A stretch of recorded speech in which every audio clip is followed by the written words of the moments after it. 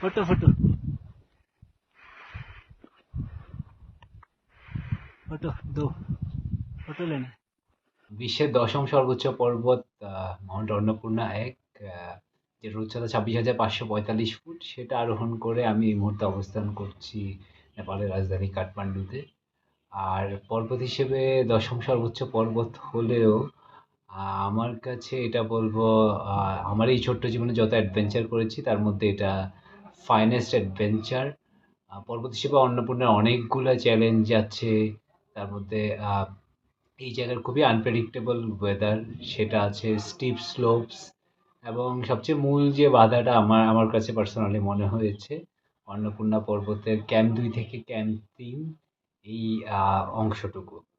আর আরও যদি স্পেসিফিকলি বলতে যাই, অন্নপূর্ণা পর্বতে যে সামিট পুশটা হয়, মানে সর্বশেষ যে শীর্ষারোহণ যে শিবিরটা হয়, সেটার 6,400 মিটারে হয়, বা সামিট ক্যাম্প যেটা বলি। এরপর থেকে 6,400 থেকে অন্নপূর্ণা পর্বতের উচ্চতা 8,091 বা 8,100 মিটারের কাছাকাছি, প্রায় 1,700 মিটার হচ্ছে হাইট গেইন করতে হয়। এবং এই অংশটুকু আমি বলবো যে একের পর এক স্টিপ স্লোপস, এবং যেহেতু এই পর্বতের গাত্রটা বেশ তুষারধসপ্রবণ, তো সেই মোকাবেলাটা, সেই চ্যালেঞ্জটা আমি বলবো আমাকে মোকাবেলা করতে হয়েছে পুরো জার্নিতে। আর একই সাথে পুরা টোটাল সামিট পুশটা ছিল প্রায় 26 ঘন্টা। দ্যাট মিনস 6 তারিখ, গত 6 তারিখ বিকাল 4টায় আমি বেরিয়েছি, এবং চূড়ায় পৌঁছেছি পরদিন সকাল 9টা, 9:30, মানে 9:40-এ। এবং আবার যখন আমি শীর্ষারোহণ শিবিরের নিরাপদ আশ্রয়ে ফিরেছি, সেটা অলমোস্ট সন্ধ্যা 6:30। তো এটা একটা লম্বা জার্নি, এবং এরকম একটা লম্বা সময়ে যে নিজের ফিজিক্যালি আমি বলবো যে স্ট্যামিনারটুকু ধরে রাখা, একই সাথে মেন্টালিও এই সময়টাতে সেইন থাকা, এটা একটা লম্বা চ্যালেঞ্জ। তো পর্বত হিসেবে অন্নপূর্ণার মতো পর্বত পর্বতারোহীদের সবসময়ই চ্যালেঞ্জের মুখে ফেলে এসছে, এবং তার গাত্রে আসলে আমি বলবো নানানভাবে টেস্ট করে এসছে। এবং 17 ঘন্টা আরোহণ করার পরে চূড়ায় উঠার অনুভূতি নিঃসন্দেহে দারুণ। প্রথমে যে জিনিসটা কাজ করেছিল, যে রিলিফ কাজ করেছিল, যে I don't have to climb anymore, যে একটা লম্বা যাত্রা শেষ হলো।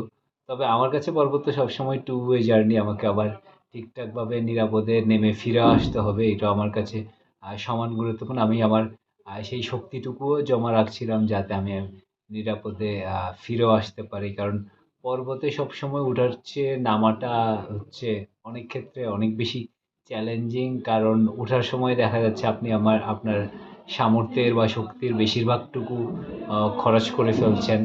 একই সাথে নামার সময়ে আপনার ক্লান্ত পায়ের সাথে শ্রান্ত ফুসফুস, এবং নামার সময় আরেকটা জিনিস হয়ে থাকে যে শরীর সামনের দিকে ঝুঁকে থাকে, তখন চান্সেস থাকে টলমলো পায়ে অ্যাক্সিডেন্ট বাড়ার।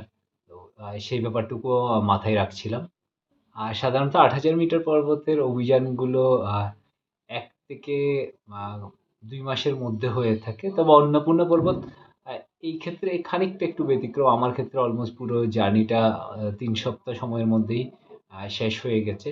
এটার একটা কারণ আছে যে অন্নপূর্ণা পর্বতে যে সামিট উইন্ডো, যে সময়টায় চূড়ায় ওঠার সময় পাওয়া যায়, সেই সময়টা খুবই ক্ষীণ, এবং পর্বতারোহীরা সবসময় চেষ্টা করে আসলে এই ছোট্ট সময়টুকুই কাজে লাগাতে।